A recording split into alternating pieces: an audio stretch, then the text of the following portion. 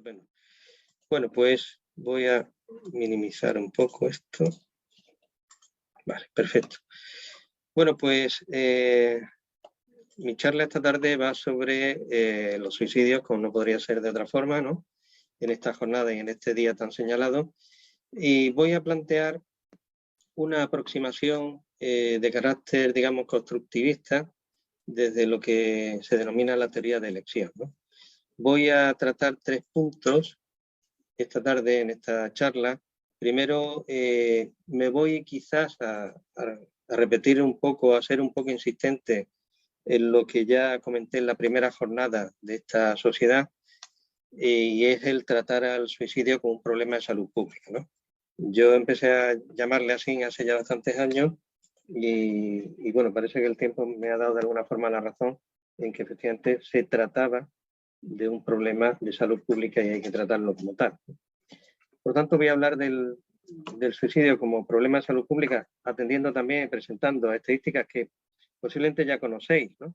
Pero voy a hacer un brevísimo repaso sobre estadísticas de los casos en España y hacer una referencia de, de lo que la OMS recomendaba hace ya muchos años como objetivo para el año 2020 y que, bueno, pues no hemos llegado a cumplir. De todas formas, hay que reconocer que desde la primera jornada que hubo, que organizó esta sociedad, a la de hoy, pues algo se ha avanzado y está habiendo bastante más movimiento, ¿no? Hablaré también algo sobre la intervención, unos breves apuntes sobre la intervención, puesto que el cometido de mi charla no es hoy hablar de la intervención en la crisis suicida, no voy a hablar de la negociación nada más que unas pinceladas, para darle sentido al último punto, que es un abordaje desde el constructivismo y la teoría de elección de este problema. Bueno, vamos a hablar del suicidio como problema de salud pública y las cifras creo que hablan por sí solas, ¿eh? Sabemos que el suicidio, como ya se ha comentado aquí, y mi querido amigo Alfredo lo ha subrayado así, es un problema grave y complejo de salud pública, y la prevención no es una tarea precisamente fácil, pero ya, como os decía, la OMS reconoció el suicidio como una prioridad en la salud pública y en el primer informe que hizo a nivel mundial en el 2014 le denominó prevención del suicidio un imperativo global, es decir, intentaba sensibilizar y darle una prioridad alta en la agenda mundial a este problema. Bueno, el plan de acción que se deriva de ahí, pues, y que las recomendaciones que se daban a todos los miembros de Naciones Unidas intentaban alcanzar la meta de reducir los suicidios en un 10% para el 2020, cosa que no se ha conseguido.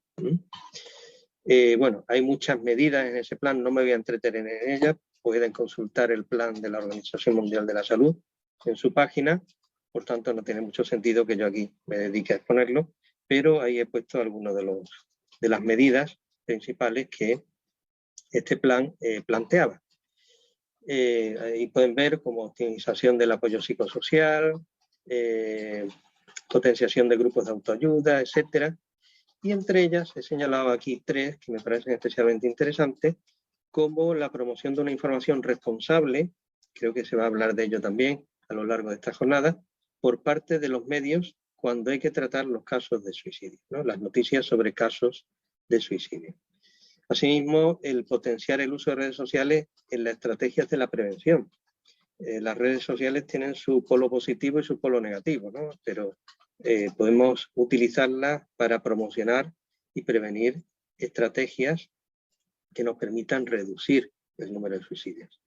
Y una sensibilización pública, política y mediática, los medios de comunicación aquí son muy importantes de nuevo, sobre la magnitud que tiene el problema. Y es verdad que esto sí que se ha notado en estos últimos años y meses, ¿eh?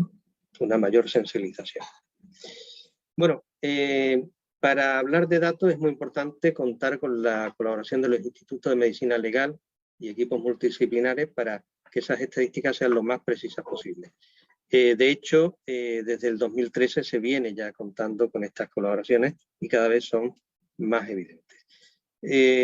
Ahí tenéis ya 2 datos. La prevalencia en Europa, a fecha de hoy, está estimada en un 11,93 por 100.000 habitantes y en España algo inferior, pero muy importante también, en un 7,8 por 100.000 habitantes.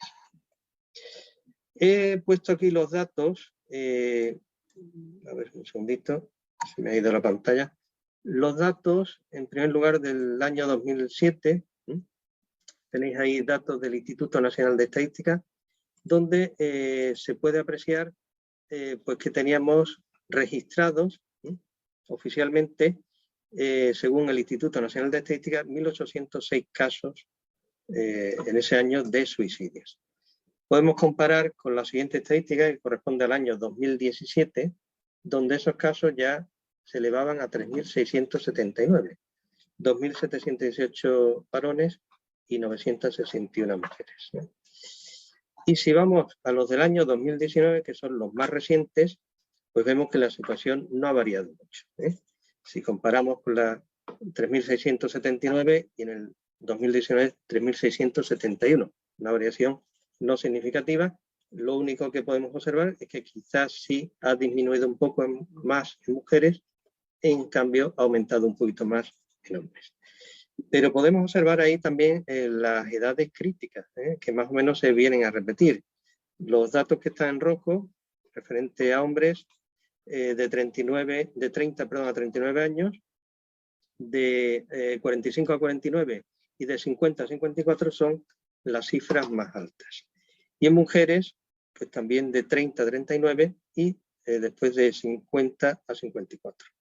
Pero vamos a ver estos datos mejor cuando los traducimos a tasas, porque claro, son relativos a la proporción de población que hay en esas franjas de edad. Y aquí sí vemos datos que realmente son preocupantes. Vemos que en el caso de los varones, pues podemos encontrar tasas por cada 100.000 habitantes siempre de 22,74. Cuando hablamos en franjas de edad de 75 a 79 años, sube a 30 cuando pasamos de 80 a 84, sube a 32 de 85 a 89 y, atención, sube increíblemente en la franja de 90 a 94 años a un 47. Como pueden ver, en las mujeres también va aumentando de una forma más pausada, según la edad, pero son datos realmente preocupantes.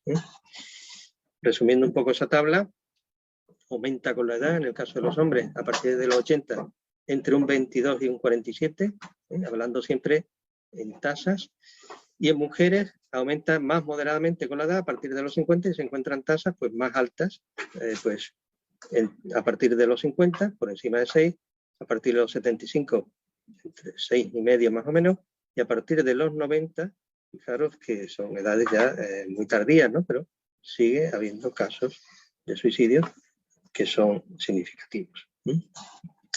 Bueno, el método empleado, los 3 métodos más frecuentes, lo he querido recoger ahí, según las estadísticas del año 2019, siempre estadísticas procedentes del Instituto Nacional de Estadística de España. Envenenamiento por drogas y medicamentos, pues ahí tenéis las cifras. Por saltar de un lugar elevado, lo que llamamos precipitación, y después ahorcamiento, estrangulamiento, sofocación.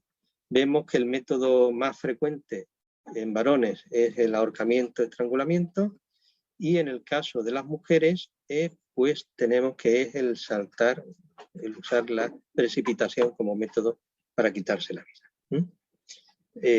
Popularmente se piensa que quizás las mujeres se suicidan más tomando una sobredosis de medicamentos, que es un dato importante, pero fijaros que ha cambiado un poco la situación y ahora el método de elección, digamos, es el precipitarse desde un lugar elevado, seguido del ahorcamiento, en tercer lugar, ese envenenamiento por drogas o fármacos. Bueno, en cuanto a los meses, y con esto ya termino las estadísticas, los meses más frecuentes, digamos, donde los suicidios son más frecuentes, entre junio y octubre. Si comparamos los años 2017 y 2019, pues vemos cómo siguen manteniéndose ahí junio, julio y septiembre como, digamos, los meses con más casos. Ha disminuido respecto al 2017 un poco el mes de agosto y también el mes de octubre. Así que junio, julio y septiembre son unos meses muy críticos en estas cifras. Bueno, y una breve referencia a la pandemia, ¿no? Vuelvo a insistir en lo que comentaba este investigador, Celso Arango, de la Asociación Española de Psiquiatría, ¿no? Que nos decía que la mitad de las personas que se suicidan han ido al médico antes del acto, antes de cometer el acto de suicidio. Vemos que el 40% tuvo contacto con su médico de cabecera, con la atención primaria, lo que llamamos en España la atención primaria, en los 60 días previos, ¿no? La pregunta que se plantea es, ¿qué estará pasando ahora con una atención primaria colapsada? La pandemia en España y en otros países pues, ha producido ese colapso, ¿no? Ahora es que, bueno, pues no hay, en la mayoría de los casos, no hay una consulta presencial. En todo caso es telefónica. Esto, pues, la respuesta a esta situación la vamos a encontrar en los próximos datos que nos proporciona el INE sobre el año 2020. Así que crucemos los dedos porque esto es preocupante. Bueno, algunos apuntes sobre la intervención. Ya digo que no me voy a entretener mucho en ello, porque no es el tema de mi intervención, de mi conferencia, pero algunas pinceladas para no dejarlo en el aire. Ya Alfredo ha adelantado cosas muy interesantes y, bueno, algunas que voy a decir, pues ya poco sirvan a modo de recordatorio, ¿no? Como sabemos, hay que tener en cuenta factores de riesgo que son atribuibles a niveles de la sociedad, de la comunidad donde se integra el individuo, de sus relaciones interpersonales y del propio individuo, ¿no? En esos círculos, de mayor a menor, existen diferentes factores de riesgo. Recordemos que un factor de riesgo es cualquier variable que aumenta la probabilidad de que se produzca ese evento, ¿no? En este caso, el suicidio. Bueno, pues también habría que añadir el mundo informático, tanto el uso de páginas web como de redes sociales, ¿no? El sujeto que se interesa por estos temas pues descubre cuantiosos datos, ¿no? Sobre el fenómeno suicida, y el rigor científico no siempre es el deseable, ¿no? Varía considerablemente, con lo cual puede haber consejos, puede haber indicaciones o datos falseados que tengan un sentido negativo, ¿no? Algo lesivo para el sujeto. Bueno, los indicios que hay que tener en cuenta en la intervención, como ya se ha contado también, pues es que el suicidio puede ser un intento desesperado por recibir ayuda sin necesidad de rogar que te den esa ayuda, sin necesidad de rogar atención. En la mayoría de los casos, como ya se ha comentado, hay algún aviso, hay algún indicio, dan algún indicio de sus intenciones. Otra cosa es que los que rodeamos a esa persona seamos capaces de percibirlo o no. Algunas de esas cuestiones consisten en empezar a regalar pertenencias, dejar sus asuntos bancarios o legales arreglados, etcétera, y como también se sabe, pues la tranquilidad que se nota en algunas personas que van a cometer suicidio, esa tranquilidad previa, ¿no? Tras haber estado deprimido, ansioso, etcétera, debe servir como una señal de alerta porque posiblemente ya ha tomado la decisión. Es prioritario, por tanto, que se elaboren procedimientos en los servicios de urgencia y emergencia para atender los avisos por suicidios, avisos de suicidio en curso, para suicidios, etcétera, autolesiones o suicidios consumados, para atender a la familia también, ¿no? Esos protocolos deben de facilitar la intervención y en cierta medida, de alguna forma también tienen un papel para proteger emocionalmente al interviniente frente a un desenlace fatal, ¿no? Para de alguna forma paliar ese posible sentimiento de culpa que puede surgir porque la negociación no ha salido bien, ¿no? Un ejemplo que me parece que fue de los primeros y que creo que ha sido bueno es el procedimiento asistencial, la asistencia psicológica de conducta suicida, que está recogido en el manual de procedimiento del SAMUR Protección Civil de la Comunidad de Madrid, del Ayuntamiento de Madrid. Y bueno, existen otras iniciativas, he traído aquí, pues, como pueden ver en la imagen, otra guía de primer auxilio para la salud mental, elaborada en Estados Unidos, ¿no? Pues que promociona mucho el Ayuntamiento de Nueva York. Esta está enfocada para la población general, ¿no? Y entre sus capítulos, como pueden ver, también se recoge qué hacer, qué primer auxilio, qué primera ayuda dar cuando hay pensamientos o comportamientos suicidas. Y recién salido del horno, vamos, agosto del 2021, no hace ni un mes, está esta guía de buenas prácticas policiales ante conductas suicidas. Esta guía, elaborada por el Cuerpo Nacional de Policía, Guardia Civil, la Policía Foral de Navarra y la sesión que coordina la seguridad de la Dirección General de Interior, pues una guía que creo que tiene un buen futuro y que, bueno, que era reclamada como agua de mayo, como se suele decir, ¿no? Esta guía incluye un índice, pues que supongo irán completando cada vez más, pero ya se parte de algo y, bueno, creo que el contenido es bastante aceptable y adecuado, donde se trata, pues, la prevención, la intervención y la posvención. Y hay tanto una guía rápida para la prevención de conductas suicidas, como también cómo debe actuar los cuerpos policiales en esa tentativa, si llegan a tiempo, qué hacer cuando el suicidio ya se ha consumado, etcétera. Toda una serie de consejos que, bueno, pues que entran dentro de lo razonable y de lo que la evidencia apoya para actuar en estos casos.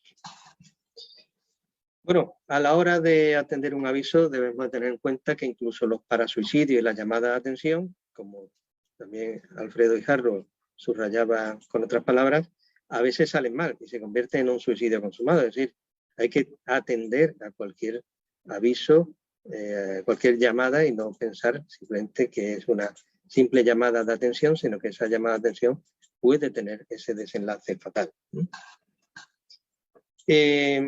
Sabemos que se hablará seguramente por parte de otros ponentes en estas jornadas de estas tres fases, ¿no?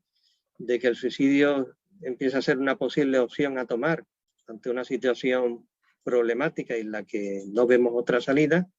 De ahí pasamos a una fase de ambivalencia intensa en la que me quiero morir, pero no me quiero matar, ¿no?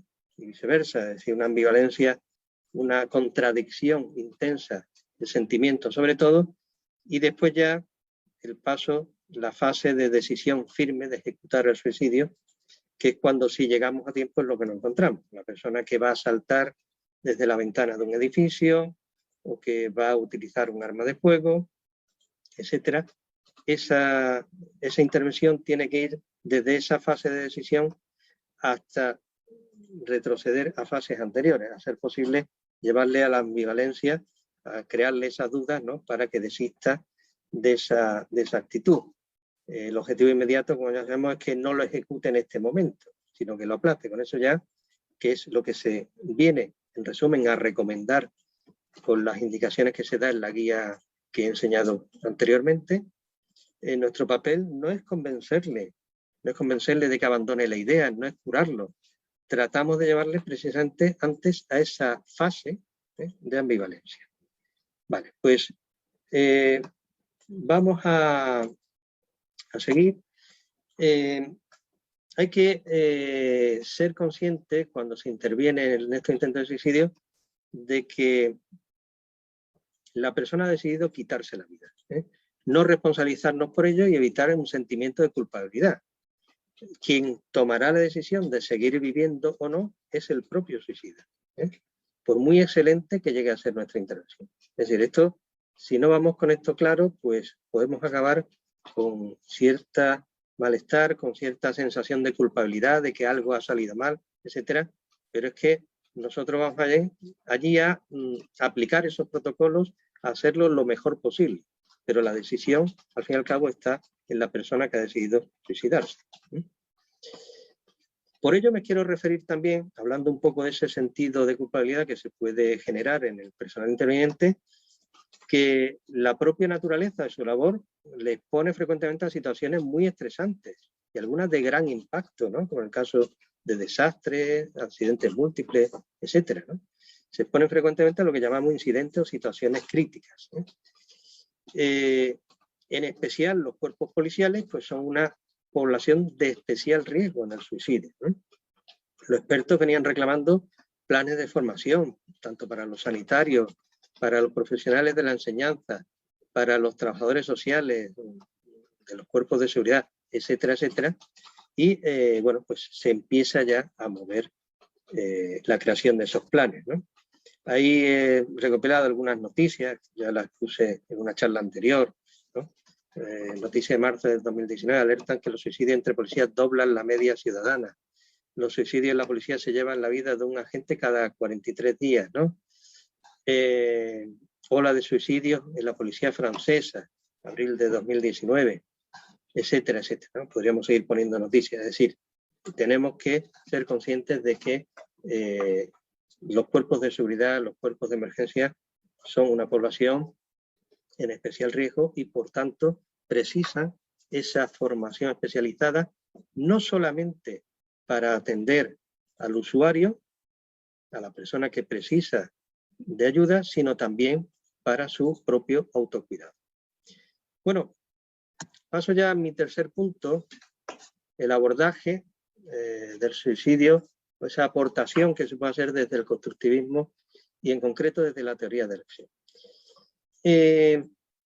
Desde este abordaje se aboga por no trabajar exclusivamente con los síntomas, trabajar en el afrontamiento de los dilemas entendiendo cuáles son los constructos, los esquemas que el sujeto utiliza como marco de referencia para interpretar la experiencia, para interpretar la vida.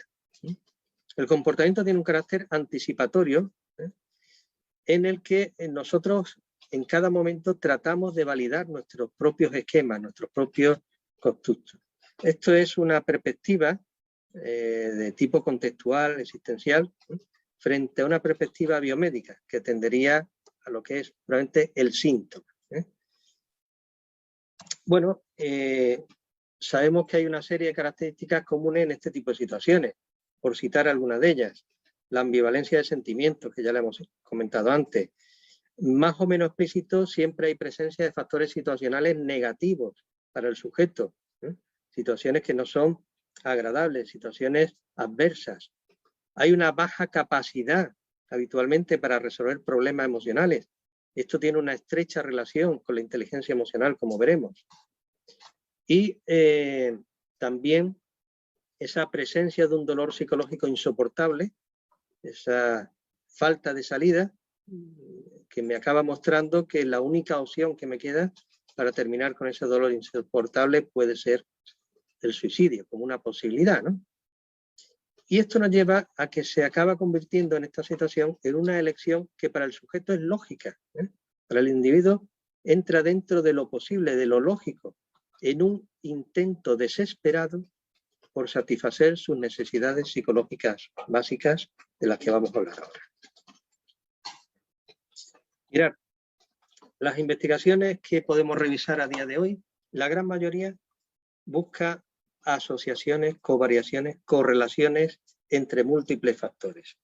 Decimos que estos sujetos se han suicidado en mayor porcentaje que otros porque presentaban depresión, porque había abuso de sustancias, porque había una mala gestión emocional o estaban acompañados de algún tipo de sintomatología o psicopatología, etcétera, etcétera. Es decir, realmente todos esos factores correlacionan entre sí, claro que sí, pero correlacionan entre sí porque posiblemente haya múltiples variables que se dan conjuntamente, que covarían, pero esto no significa ni que la depresión sea la causa última del suicidio, sino todo aquel que se deprimiese acabaría quitándose la vida, ¿verdad? Y no es así. O que todo el que abusa de sustancias también se suicida, etcétera. También hay suicidios sin presencia de abuso de sustancias, sin sintomatología patológica, etcétera, etcétera. ¿Qué quiero decir con esto? Pues que obviamente esos factores, esos múltiples factores, A, B, C, D, etcétera, si se dan simultáneamente, si coinciden en el tiempo, correlacionan entre sí, como no. Pero eso no significa que unos sean las causas de otros, sino que covarían. Y posiblemente covarían porque tengan una causa X común. Esa causa X es la que normalmente no se aborda en los estudios sobre el suicidio. Y ese es el reto que nos queda en la investigación. Esa causa común que ha llevado a que un señor o una señora presente esa sintomatología depresiva, esa mala gestión emocional, esa falta de perspectiva, etcétera, etcétera, etcétera. Por tanto, esa causa última, o esa causa común a todos esos factores, al fin y al cabo, desde esta perspectiva es un desequilibrio entre la realidad y lo que nosotros construimos o creíamos que era la realidad. Esa crisis vital se refleja en una incapacidad para satisfacer las necesidades psicológicas básicas por un conflicto entre los constructos fundamentales, ¿no?, que conforman nuestro ser, nuestro yo.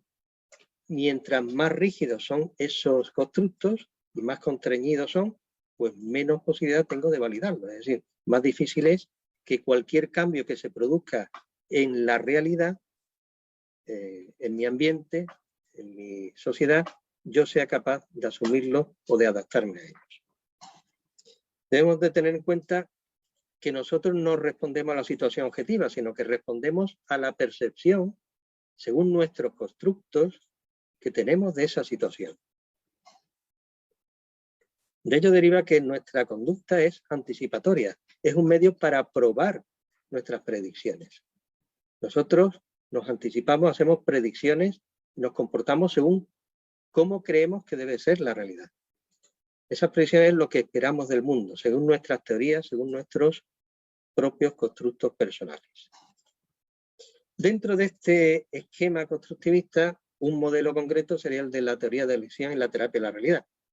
Si revisan la terapia de la realidad en manuales de clínica o de personalidad, a veces se le encaja como terapia cognitiva, pero realmente es más constructivista que cognitiva.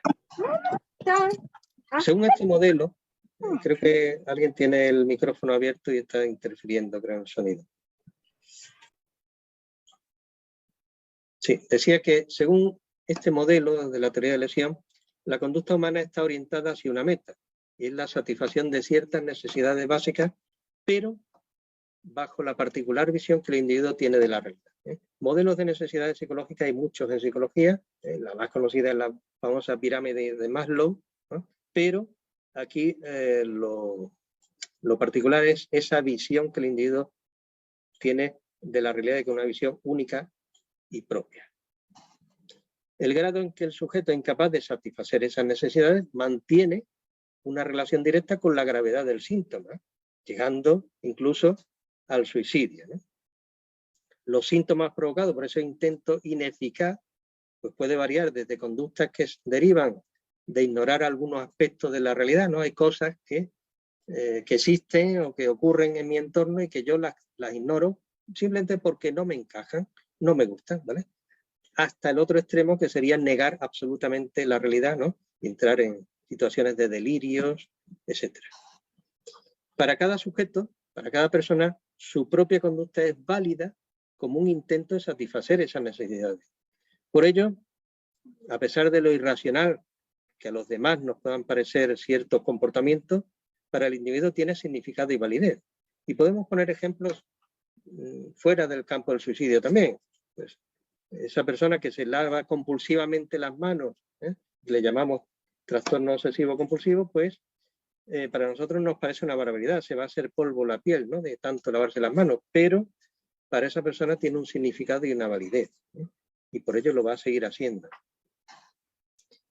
Esas necesidades básicas de las que hablamos se satisfacen con nuestro comportamiento. Como he dicho antes, nuestro comportamiento intenta validar nuestros constructos. Nuestros constructos de alguna forma son esa forma particular, esa estructura propia que tenemos para evaluar la realidad y poder satisfacer nuestras necesidades básicas. Y nuestros comportamientos están compuestos por 4 elementos esenciales: los sentimientos, la fisiología, la acción y el pensamiento. Esos sentimientos, esa fisiología dependen de lo que hacemos y de lo que pensamos, y no al revés.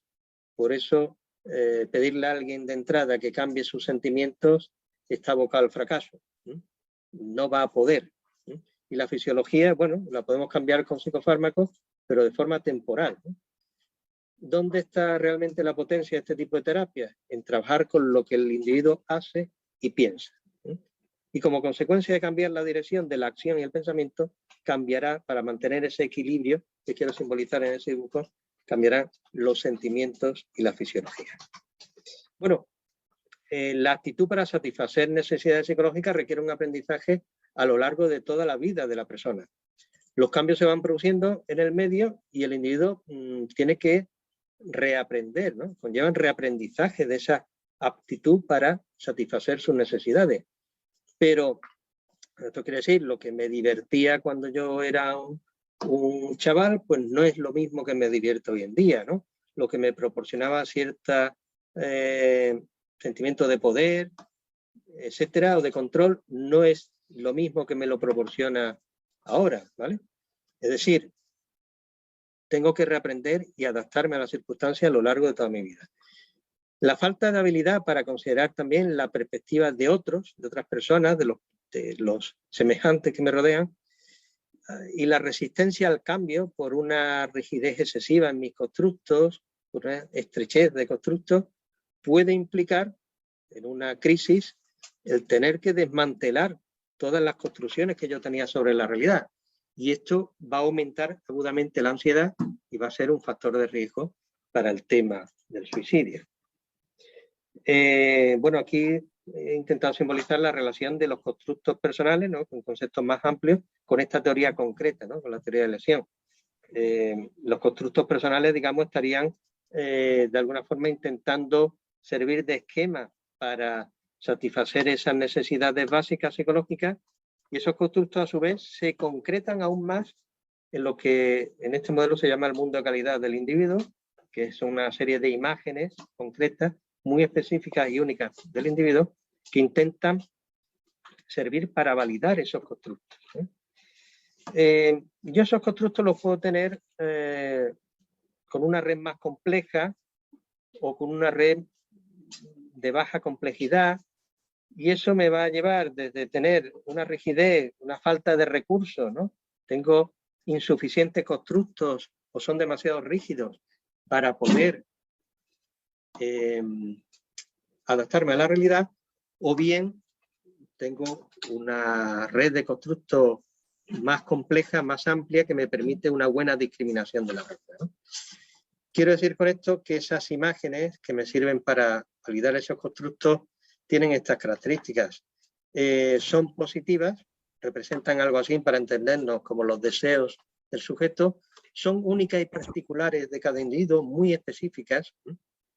Cuando yo hablo de lo que es un buen coche, para mí, pues a lo mejor coincide con otra persona en la misma marca y modelo, pero seguro que hay detalles, ¿no? Y cosas que para él son importantes y para mí son otros detalles, ¿no? Son muy específicas. Son difíciles de modificar, de ahí el peso tan importante que tienen en nuestro comportamiento. Y cuidado, esas imágenes en nuestra propia estructura de constructos no siempre son eficaces. En ciertos casos pueden ir en contra incluso de la necesidad de supervivencia. Un ejemplo, los trastornos de la conducta alimentaria, donde la persona sabe que si sigue sin comer, al final puede morir.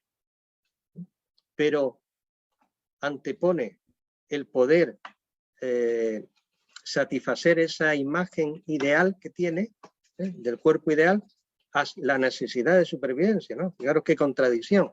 Pero esto nos da una idea del poder que tienen las necesidades psicológicas y las imágenes y los constructos con las que nosotros intentamos satisfacer esas necesidades psicológicas. Por tanto, esa contradicción con la necesidad de supervivencia es precisamente lo que va a ocurrir en el suicidio. Las imágenes que constituyen, digamos, nuestros constructos personales se van ampliando, renovando en ese aprendizaje, ¿no? A lo largo de nuestra vida, como ya decía, con la adquisición de nuevas experiencias, etcétera. Y en esa adquisición de nuevas experiencias, en esa renovación y ampliación, están implicadas las relaciones que mantenemos con otros, ¿no? Cuando también rompemos relaciones, sobre todo en nuestros círculos más íntimos, estamos poniendo en peligro también, de alguna forma, esas construcciones que hemos hecho de la realidad, ese esquema con el que nos movemos para gestionar la realidad, ¿no? Cuando hay una fuerte resistencia al cambio, donde esa imagen ideal que yo tengo de cómo deben de ser las cosas, ese constructo es muy rígido, se puede anteponer, como he dicho, la satisfacción de las necesidades psicológicas a esa necesidad de supervivencia, ¿eh? Según esa imagen ideal propia y única que tengo de cómo deben de ser las cosas. Bueno, este sería un poco el esquema que nosotros, cuando alguien viene a pedir asesoramiento, terapia, ayuda, pues trabajamos con la conducta, pero tenemos que indagar qué imágenes están justificando esa forma de comportarse y esas imágenes qué necesidades están intentando satisfacer. Porque quizás la persona tiene unas imágenes muy rígidas, unos constructos muy rígidos, o necesita adquirir nuevas imágenes, incorporar nuevas amistades a su vida, necesita desechar imágenes de personas que ya no están en su mundo del día a día, ¿no? Pues, he puesto en otras referencias el ejemplo, ¿no? De cuando perdemos a un ser querido y es como si nos arrancaran esa imagen de nuestro álbum de fotos, ¿no? De donde está todo aquello que nosotros deseamos y que más queremos, y eso produce un desequilibrio enorme, un dolor, ¿no? Que solamente el proceso de duelo hace que superemos ese trance, ¿no? Ese vacío tan grande que ha dejado esa imagen de una persona que ya no vive, ¿no? Pues cuestiones de este tipo es lo que producen ese tipo de desequilibrio, ¿no? Fijaros que fruto de esa comparación de lo que yo espero del mundo, de las imágenes que tengo de ese mundo ideal, con la realidad tal cual se me presenta, pues fruto de esa comparación es cuando yo actúo para intentar mantener, tener de nuevo ese equilibrio. Optar por un comportamiento determinado lleva asociada, por eso esta teoría hablamos de la teoría de elección, ¿no? Siempre estamos optando por un comportamiento, pero cuando elegimos un comportamiento tenemos que tener en cuenta que lleva asociada de forma indirecta unos sentimientos y una fisiología, acorde a lo que la persona hace. Si esta persona ha dejado de tener relaciones sociales porque, bueno, pues ha roto con su pareja y todos los amigos estaban alrededor de esa relación de pareja, etcétera, pues los sentimientos que tenga ahora serán unos sentimientos cercanos a unos sentimientos depresivos, por supuesto. La fisiología... ¿Perdón? Hay alguien con el micro abierto de nuevo. Ya. Bueno, decía que también habrá una fisiología propia de una depresión, acorde a lo que esa persona está haciendo. Ha cortado sus relaciones sociales, no va a visitar a su amigo, no se divierte, etcétera. Pues los sentimientos y la fisiología, obviamente, son acordes a eso. Por eso hay que tener en cuenta un detalle importante, y es que a pesar de lo desagradable o inadecuada que nos pueda parecer una conducta, en el caso de las obsesiones, como refería antes en el ejemplo, pensamientos repetitivos, etcétera, si le proporciona control a la persona sobre algún aspecto de su vida, esa persona va a seguir eligiendo hacer eso. Y en el caso, como decía antes, refiriéndome a los trastornos de la conducta alimentaria, el controlar esa decisión de no comer, de no ingerir alimentos, le da a esa persona, le proporciona mucho poder. Un poder, si queréis, absurdo, ficticio, no real, pero quizás en ese momento de su vida es lo único que él puede controlar, sobre lo único que puede decidir. Bueno, aquí lo que quiero hacer hincapié es que en este ámbito el por qué hace algo, por qué ha decidido quitarse la vida, quizás no tiene tanto sentido o no es tan eficaz como plantearnos para qué lo está haciendo.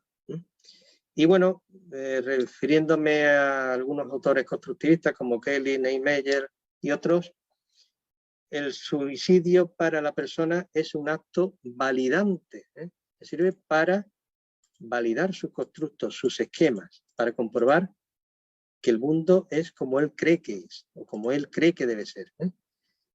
Es un acto validante que tiene un significado, según su sistema de constructos personales. Y aquí se han venido clásicamente diferenciando 3 tipos de suicidios, ¿no? Por llamarle de alguna forma, si podemos diferenciarlo. Al fin y al cabo, el resultado es el mismo, la persona se mata, ¿no? Pero puede ser diferenciado como un acto dedicado, lo que llamamos un acto dedicado, que sería un acto de carácter honorable, ¿no? De alguna forma intenta con ese suicidio validar, elevar sus principios, es como convertirse en mártir, ¿no?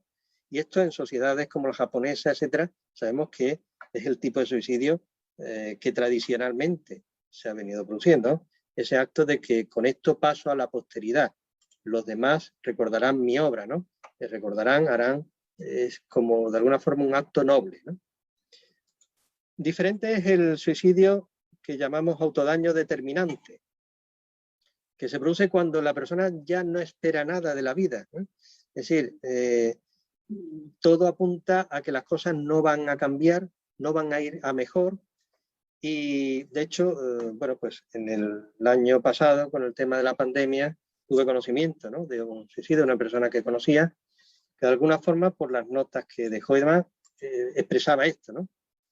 Su pensamiento era, de todas formas vamos a morir todos, ¿no? La pandemia arrasará con la humanidad, yo ya no espero nada, ¿para qué dilatar más mi fallecimiento, ¿no? Y este tipo de suicidio suele ser muy planeado, muy sereno, muy estudiado y muy eficaz, ¿no? Es decir, estos métodos, al ser tan planificados y estar todo tan estudiado, no suelen fallar, no suelen errar, ¿no?, desgraciadamente. Y después estaría el autodaño caótico, ¿no? Cuando la persona se encuentra en una situación donde todo se le vuelve impredecible, sus constructos, sus esquemas no le sirven para predecir nada,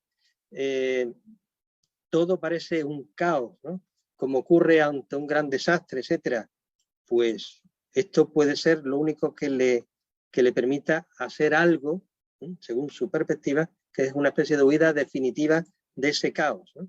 Y suele ir asociado a una ansiedad aguda importante, ¿no?, ese daño caótico. Aquí en este caso es mucho más impulsivo, ese tipo de suicidio no es tan planificado, no es tan sereno. Bueno, y voy a ir terminando ya con las conclusiones, un poco intentan dar unas pinceladas, unas pequeñas aportaciones para futuros estudios y para la prevención, ¿no? Haciendo referencia a González y colaboradores, pues una recomendación en la investigación y en los programas de prevención es no solo atender a los correlatos biológicos y psicológicos, como hemos visto antes, A correlaciona con B, B correlaciona con C, con D, etcétera, porque en el tiempo ocurre. Es decir, mis sentimientos nefastos y negativos son acordes a una fisiología propia, con unos niveles de serotonina, etcétera, propios de un depresivo. ¿Y qué hace un depresivo? Pues no se mueve, no actúa. Es una actitud más, digamos, retraída, ¿no?, ante la vida. Pues todo eso va a correlacionar, claro que sí. Pero podemos decir que entonces la falta o el exceso de serotonina o de cualquier neurotransmisor es la causa del suicidio. Pues no. Es decir, no solo podemos atender a correlatos biológicos y psicológicos, sino que hay que incluir también esas razones, ese contexto vital problemático, esa ruptura de constructos personales, de imposibilidad de satisfacer necesidades psicológicas que le ha llevado a esto.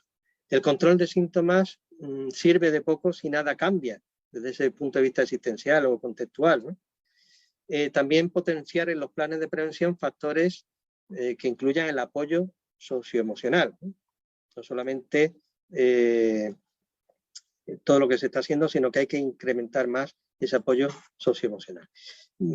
Estos autores hacen alusión a este dibujo, a esta imagen que se ha utilizado mucho, ¿no?, del iceberg, donde, bueno, pues los comportamientos y la ideación suicida, junto a los síntomas y los trastornos derivados, es lo que más se suele estudiar, ¿no?, porque es lo más visible, ¿eh? Esos comportamientos, esas ideas suicidas, serían la punta del iceberg. Esos síntomas y trastornos derivados, es ese entorno, ese aire, ¿no?, que rodea esa punta del iceberg, pues toda esa sintomatología depresiva, todos esos trastornos que a veces catalogamos como psicopatología, acompañan, cómo no, a esa ideación suicida. Es todo acorde, está todo en armonía, no va a estar alegre. Pero detrás de esto hay unos procesos psicológicos subyacentes, me he referido a ellos, hablando de constructos personales y de necesidades psicológicas. Esos procesos psicológicos subyacentes son nuestros retos desde la psicología. Eso es lo que hay que investigar. Esa causa común que deriva en toda esa serie de variables y factores superficiales que correlacionan entre sí, como no. Y bueno, el contexto y la biografía de la propia persona es ese mar que rodea ese iceberg y que de alguna forma lo mantiene a su temperatura y facilita que esos procesos psicológicos permanezcan en el tiempo, mucho más que algo pasajero, mucho más de lo que sería superable, ¿no? Condiciones normales.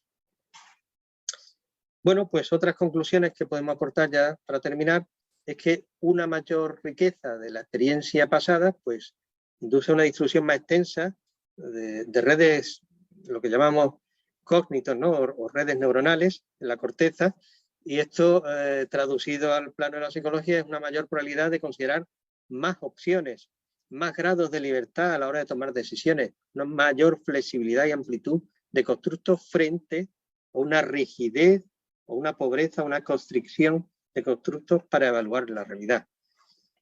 La importancia de atender a las imágenes y a los constructos personales con los que el sujeto está percibiendo la realidad y evalúa la realidad es fundamental. Atender a esa individualidad y a su circunstancia vital, no centrándose solamente en la búsqueda de lo patológico. Es verdad que muchas veces intentamos relacionar incluso algún movimiento que hay, ¿no? De entender que el suicidio en sí es una entidad patológica. Vamos a ver, no nos debemos de centrar solamente en la búsqueda de lo patológico, sino ni de esa posible enfermedad mental. Hay que trabajar con un enfoque mucho más multidimensional. Y precisamente esa gestión de emociones, esa rigidez o flexibilidad de nuestro constructo a la hora de evaluar la realidad y nuestras emociones, pues en esto juega un papel importante la inteligencia emocional. De alguna forma puede ser un indicador para medir estas cosas. Por tanto, el papel de la inteligencia emocional y de las necesidades psicológicas en el riesgo de suicidio puede llegar a ser importante. Ya hay algunos estudios, como el de Bonet, del año pasado, del 2020, que sugieren la importancia de estudiar estos factores en el contexto de la ideación suicida. Bueno, no quiero cansarles más. Muchas gracias por vuestra atención. Aquí tenéis mi correo. Os dejo también las redes sociales, la página web en la que trabajamos aquí en nuestra universidad.